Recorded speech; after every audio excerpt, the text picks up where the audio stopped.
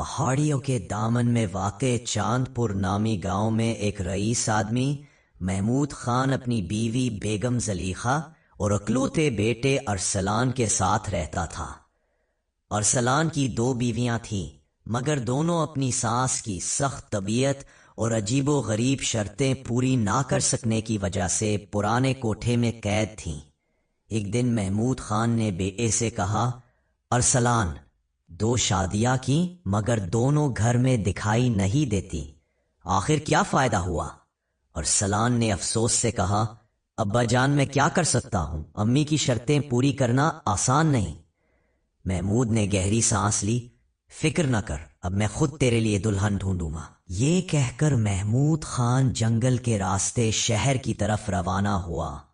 धूप सख्त थी, प्यास लगी तो वो एक छोटे से मिट्टी के घर के दरवाजे पर रुका। अंदर रेशमा नामी नौजवान लड़की अपने बात के बनाए हुए बर्तन सजा रही थी। महमूद खान ने पानी मांगा। रेशमा ने लकड़ी के प्याले में पानी लाया, मगर उसमें थोड़े से गेहूं के दाने डाल दिए। महमूद ने हैरानी से पूछा, बेटी, पानी तो साफ था, ये दाने क्यों डाले? रेशमा मुस्कुराकर बोली, आप धूप में बहुत देर से थे, कहीं एकदम ठंडा पानी पीने से आपको नमूनिया ना हो जाए। दाने इसलिए डाले कि आप पानी आहिस्ता पे। ये सुनकर महमूद की आंखें खुल गईं। वाह बेटी, तुम बहुत समझदार हो। उसी वक्त उसके दिल में ख्याल आया कि यही तो असल बहू बनती है।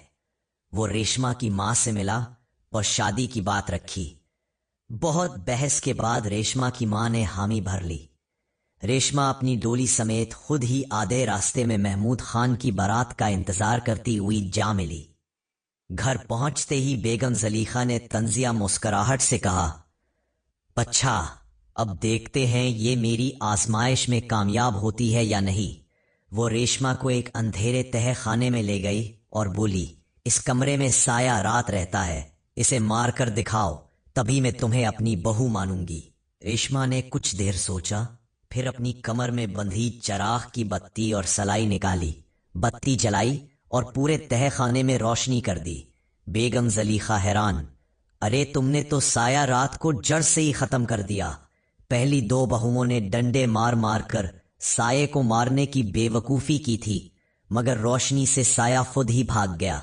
जलीखा पहली बार मुतमईन हुई। रेशमा ने फौरन एक शर्त रखी, मैं खाना तब खाऊंगी जब आप दोनों ऐद बहुओं को आजाद कर देंगी। जलीखा ने देर बाद मगर मान ही लिया। यूं घर में खुशियां लौट आई।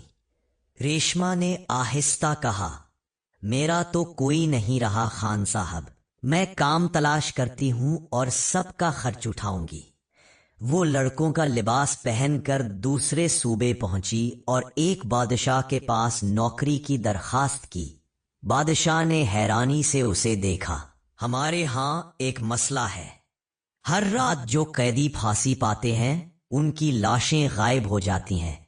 तुम पहरा दो और मालूम करो कि ऐसा कौन करता है। रेशमा ने हामी भर ली। आधी आत को उसने देखा कि एक बोने कद की जिन्नी लाश उठाकर खा रही है। रेशमा ने उस पर जाल डाल दिया।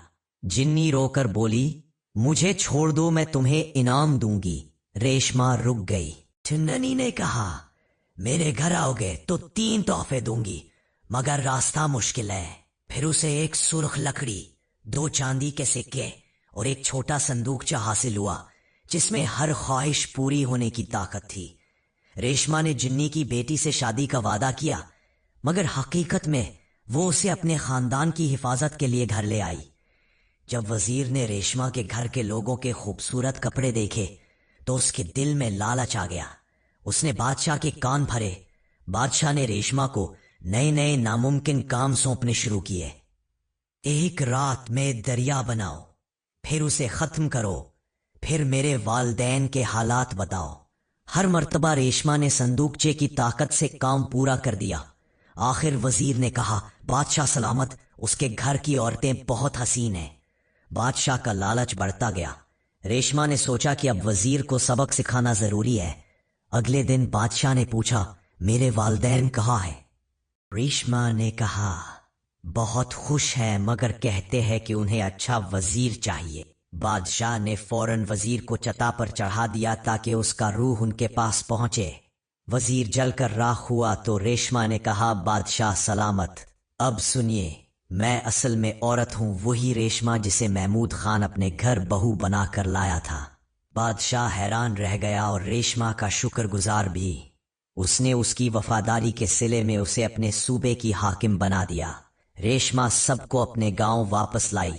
جنی کی بیٹی بھی اب خاندان کا حصہ تھی، اور یوں سب سکون، خوشی اور عقل کی روشنی میں رہنے لگے۔